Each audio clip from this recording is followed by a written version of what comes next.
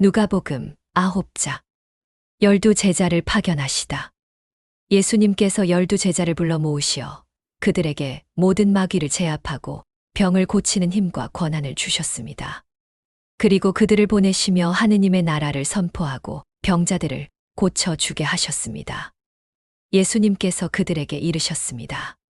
길을 떠날 때에 지팡이도 여행보따리도 빵도 돈도 지니지 말고 속옷도 2벌 가지지 마라. 어느 집에 들어가거든 그곳을 떠날 때까지 거기에 머물러라.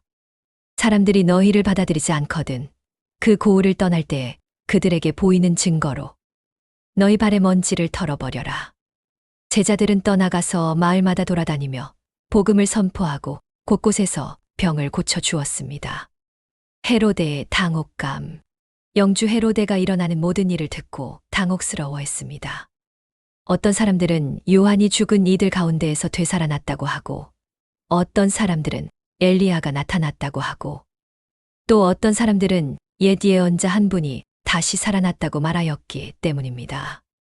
그래서 헤로데가 말하였습니다. 요한은 내가 목을 베었는데 소문에 들리는 이 사람은 누구인가? 그리고 그는 예수님을 보려고 애썼습니다. 5,000명을 먹이시다. 사도들이 돌아와 자기들이 한 일을 예수님께 낱낱이 보고하였습니다. 예수님께서는 그들을 데리고 따로 벳사이다라는 고을 쪽으로 물러가셨습니다. 그러나 군중이 그 사실을 알고 예수님을 따라왔습니다. 예수님께서는 그들을 맞아들이시어 하느님 나라에 관하여 말씀해 주시고 치료가 필요한 이들을 고쳐주셨습니다. 날이 저물기 시작하자 12제자가 예수님께 다가와 말하였습니다. 군중을 돌려보내시어 그들이 주변 마을과 촌락으로 가서 잠자리와 음식을 마련하게 하십시오. 우리가 있는 이곳은 외딴 곳입니다. 그러자 예수님께서 그들에게 너희가 그들에게 먹을 것을 주어라 하고 이르셨습니다. 제자들이 대답하였습니다. 저희에게는 빵 5개와 물고기 2마리밖에 없습니다. 저희가 가서 이 모든 백성을 위하여 먹을 것을 사 오지 않는 한 말입니다. 그곳에는 남자만도 5,000명가량 되었던 것입니다.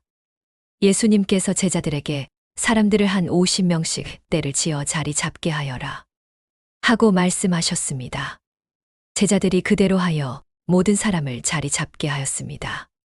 그러자 예수님께서 빵 5개와 물고기 2마리를 손에 들고 하늘을 우러러 그것들을 축복하신 다음 떼어서 제자들에게 주시며 군중에게 나누어 주게 하셨습니다. 사람들은 모두 배불리 먹었습니다. 그리고 남은 조각을 모았더니 12광줄이나 되었습니다. 베드로의 신앙 고백. 예수님께서 따로 기도하고 계실 때에 제자들이 함께 있었습니다. 그분께서 군중이 나를 누구라고 하느냐? 하고 물으시자 제자들이 대답하였습니다. 세례자 요한이라고 합니다. 그러나 엘리야라고 하는 이들도 있고 또 옛 예언자 한 분이 다시 살아났다고 하는 이들도 있습니다. 예수님께서 그들에게 그러면 너희는 나를 누구라고 하느냐? 하고 물으시자 베드로가 하느님의 그리스도이십니다. 하고 대답하였습니다. 순한 예고. 예수님께서는 제자들에게 그 말을 아무에게도 하지 말라고 엄중히 분부하시고 이렇게 이르셨습니다. 사람의 아들은 반드시 많은 고난을 겪으시고 원로들과 수석 사제들과 율법학자들에게 배척을 받아 죽임을 당하셨다가 사흘 만에 되살아나셔야 한다. 제자의 길. 예수님께서 모든 사람에게 말씀하셨습니다. 누구든지 내 뒤를 따라오려면 자신을 버리고 날마다 제 십자가를 지고 나를 따라야 한다. 정녕 자기 목숨을 구하려는 사람은 목숨을 잃을 것이고 나 때문에 자기 목숨을 잃는 사람은 목숨을 구할 것이다. 사람이 온 세상을 얻고도 자기 자신을 잃거나 해치게 되면 무슨 소용이 있느냐? 누구든지 나와 내 말을 부끄럽게 여기면 사람의 아들도 자기의 영광과 아버지와 거룩한 천사들의 영광에 쌓여올 때에 그를 부끄럽게 여길 것이다. 내가 참으로 너희에게 말한다. 여기에 서 있는 이들 가운데에는 하느님의 나라를 볼 때까지 죽음을 맛보지 않을 사람들이 덜어 있다. 예수님의 거룩한 변모. 이 말씀을 하신 지 8일쯤 되었을 때 예수님께서 베드로와 요한과 야고보를 데리고 기도하시러 산에 오르셨습니다. 기도하시는 동안 그분의 얼굴 모습이 달라지고 의복은 하얗게 번쩍였습니다. 그리고 갑자기 두 사람이 예수님과 함께 이야기를 나누고 있었는데 그들은 모세와 엘리야였습니다. 영광에 쌓여 나타난 그들은 예수님께서 예루살렘에서 이루실 일, 곧 세상을 떠나실 일을 말하고 있었습니다. 베드로와 그 동료들은 잠에 빠져 있다가 깨어나서 예수님의 영광을 보고 또 그분 곁에 서 있는 두 사람을 보았습니다.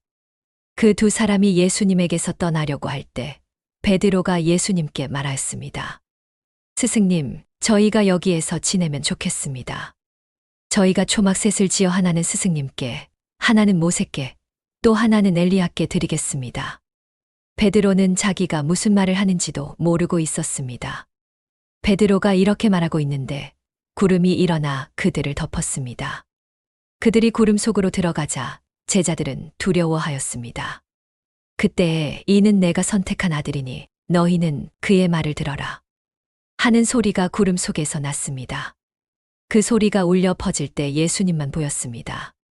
제자들은 침묵을 지켜 자기들이 본 것을 그 무렵에는 아무에게도 알리지 않았습니다. 막이 들린 아이를 고치시다. 이튿날 그들이 산에서 내려오자 큰 군중이 예수님을 맞았습니다. 그때 군중 가운데에서 어떤 사람이 소리를 질렀습니다. 스승님, 제발 제 아들을 좀 보아주십시오. 제 외아들입니다. 마귀가 아이를 덮치면 아이가 갑자기 비명을 지르는데 마귀는 아이에게 경련을 일으켜 거품을 흘리게 합니다. 그리고 아이를 혹사하다가 좀처럼 떠나지를 않습니다.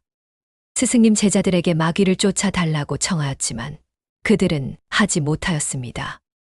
예수님께서 대답하셨습니다. 아, 믿음이 없고 비뚤어진 세대야. 내가 언제까지 너희 곁에 있으면서 너희를 참아 주어야 하느냐? 내 아들을 이리 데려오너라. 그 아이가 오는 동안에도 마귀가 그를 땅에 맺혀 경련을 일으켰습니다. 그러나 예수님께서 더러운 마귀를 꾸짖으시고 그 아이를 고쳐 그의 아버지에게 돌려주셨습니다. 사람들은 모두 하느님의 위대하심에 경탄하였습니다.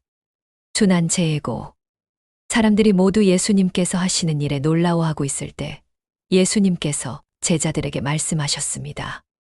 너희는 이 말을 귀담아 들어라. 사람의 아들은 사람들 손에 넘겨지리라. 그러나 제자들은 그 말씀을 깨닫지 못하였습니다.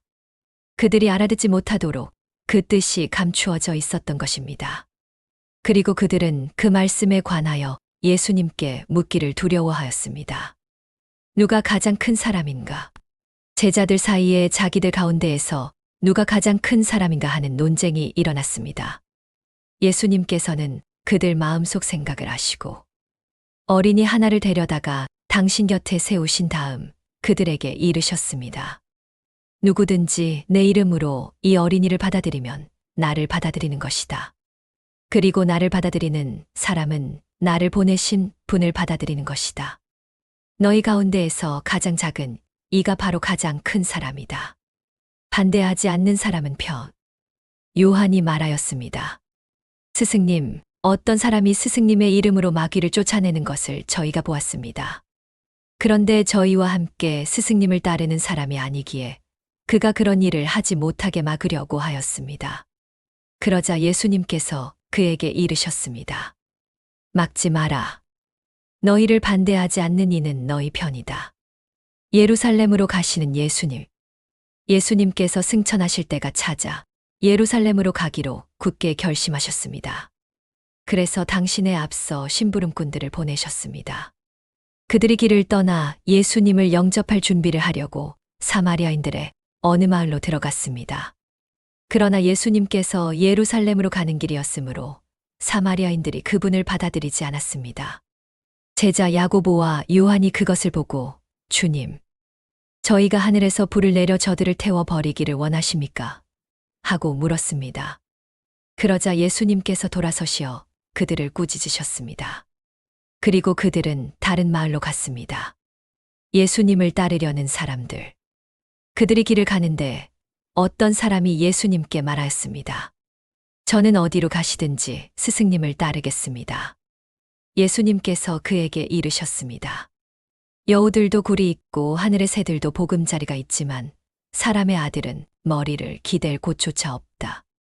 예수님께서 다른 사람에게 나를 따라라 하고 말씀하시자 그가 주님, 먼저 집에 가서 아버지의 장례를 지르게 허락해 주십시오 하고 청하였습니다. 그러자 예수님께서 그에게 이르셨습니다. 죽은 이들의 장례는 죽은 이들이 지내도록 내버려 두고 너는 가서 하느님의 나라를 알려라. 또 다른 사람도 예수님께 말하였습니다. 주님, 주님을 따르겠습니다. 그러나 먼저 지단 식구들과 작별하게 허락해 주십시오. 그러자 예수님께서 그에게 이르셨습니다. 쟁기에 손을 대고 뒤를 돌아보는 자는 하느님 나라에 합당하지 않다. 누가복음 10장 72 제자를 파견하시다. 그 뒤에 주님께서 달리 제자 72명을 지명하시어 몸소 가시려는 모든 고을과 곳으로 당신의 앞서 둘씩 보내시며 그들에게 이르셨습니다. 수확할 것은 많은데 일꾼은 적다. 그러니 수확할 밭의 주인님께 일꾼들을 보내 주십사고 청하여라. 가거라. 나는 이제 양들을 이리떼 가운데로 보내는 것처럼 너희를 보낸다. 돈주머니도 여행 보따리도 신발도 지니지 말고 길에서 아무에게도 인사하지 마라. 어떤 집에 들어가거든 먼저 이 집의 평화를 빕니다. 하고 말하여라. 그 집의 평화를 받을 사람이 있으면 너희의 평화가 그 사람 위에 머물 것이고 그렇지 않으면 너희에게 되돌아올 것이다. 그 집에 머물면서 주는 음식을 먹고 마셔라. 일꾼이 품삯을 받는 것은 당연하다. 이 집 저 집으로 옮겨 다니지 마라. 어떤 고을에 들어가 그곳 사람들이 너희를 받아들이면 차려주는 음식을 먹어라. 그곳 병자들을 고쳐주며 하느님의 나라가 여러분에게 가까이 왔습니다. 하고 말하여라. 그러나 어떤 고을에 들어가 그곳 사람들이 너희를 받아들이지 않으면 한 길에 나가서 말하여라. 여러분의 고을에서 우리 발에 묻은 먼지까지 여러분에게 털어버리고 갑니다. 그래도 이것만은 알아두십시오. 하느님의 나라가 가까이 왔습니다. 내가 너희에게 말한다. 그날 소돔이 그 고을보다 견디기 쉬울 것이다. 회개하지 않는 고을에 대한 경고. 불행하여라. 너 코라지나. 불행하여라. 너 벳사이다야. 너희에게서 일어난 기적들이 티로와 시돈에서 일어났더라면 그들은 벌써 자루옷을 입고 제 속에 앉아 회개하였을 것이다. 그러니 심판때에 티로와 시돈이 너희보다 견디기 쉬울 것이다. 그리고 너 카파르나우마, 내가 하늘까지 오를 것 같으냐? 저승까지 떨어질 것이다. 너희의 말을 듣는 사람은 내 말을 듣는 사람이고 너희를 배척하는 자는 나를 배척하는 자다. 그리고 나를 배척하는 자는 나를 보내신 분을 배척하는 것이다. 72 제자의 귀환. 72 제자가 기뻐하며 돌아와 말하였습니다. 주님, 주님의 이름을 사용하자 마귀들까지 저희에게 복종하였습니다. 그러자 예수님께서 그들에게 이르셨습니다. 나는 사탄이 번개처럼 하늘에서 떨어지는 것을 보았다. 보라, 내가 너희에게 뱀과 전갈을 짓밟고 원수의 모든 힘을 누를 권한을 주었다. 그러니 아무것도 너희를 해치지 못할 것이다. 그러나 악령들이 너희에게 복종하는 것을 기뻐하지 말고 너희 이름이 하늘에 기록된 것을 기뻐하여라. 아버지와 아들. 바로 그때 예수님께서 성령 안에서 기뻐하며 말씀하셨습니다. 아버지, 하늘과 땅의 주님, 지혜롭다는 자들과 슬기롭다는 자들에게는 이것을 감추시고 철부지 어린이들에게는 드러내 보이시니 아버지께 감사드립니다. 그렇습니다. 아버지, 아버지의 선하신 뜻이 이렇게 이루어졌습니다. 나의 아버지께서 모든 것을 나에게 넘겨주셨다. 아들이 누구인지는 아버지 외에는 아무도 모르고 아버지가 누구신지는 아들과 아들이 아버지를 드러내 보여주려는 사람 외에는 아무도 모른다. 그리고 예수님께서 제자들만 따로 돌아보시며 이르셨습니다. 너희가 보는 것을 보는 눈은 행복하다. 내가 너희에게 말한다. 많은 예언자와 임금이 너희가 보는 것을 보려고 하였지만 보지 못하였고 너희가 듣는 것을 듣고자 하였지만 듣지 못하였다. 착한 사마리아인의 비유. 그때에 어떤 율법 교사가 일어서서 예수님을 시험하려고 말하였습니다. 스승님, 제가 무엇을 해야 영원한 생명을 받을 수 있습니까? 예수님께서 그에게 말씀하셨습니다. 율법에 무엇이라고 쓰여 있느냐? 너는 그것을 어떻게 읽느냐? 그가 내 마음을 다하고 내 목숨을 다하고 내 힘을 다하고 내 정신을 다하여 주 너의 하느님을 사랑하고 내 이웃을 너 자신처럼 사랑해야 한다. 고 하였습니다. 하고 대답하였습니다. 예수님께서 그에게 이르셨습니다. 옳게 대답하였다. 그렇게 하여라. 그러면 내가 살 것이다. 그러자 그 율법 교사는 자기가 정당함을 드러내려고 예수님께 그러면 누가 저의 이웃입니까? 하고 물었습니다. 예수님께서 응답하셨습니다. 어떤 사람이 예루살렘에서 예리코로 내려가다가 강도들을 만났다. 강도들은 그의 옷을 벗기고 그를 때려 초죽음이 되게 내버려 둔 채 가버렸다. 마침 어떤 사제가 그 길로 내려가다가 그를 보고서는 길 반대쪽으로 지나가 버렸다. 레위인도 마찬가지로 그곳에 이르러 그를 보고서는 길 반대쪽으로 지나가 버렸다.